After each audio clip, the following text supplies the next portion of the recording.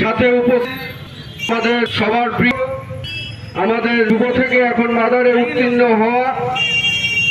ফাঁসিদহ block 1-এর president ভাতৃপ্রতিম Akter Ali মহাশয়, সাথে উপস্থিত আমাদের প্রত্যেকটা বুথের একনিষ্ঠ যারা কর্মী, তাদের উদ্দেশ্যে কিছুক্ষণের মধ্যে আমাদের প্রার্থী চলে আসবে। তার আগে আমি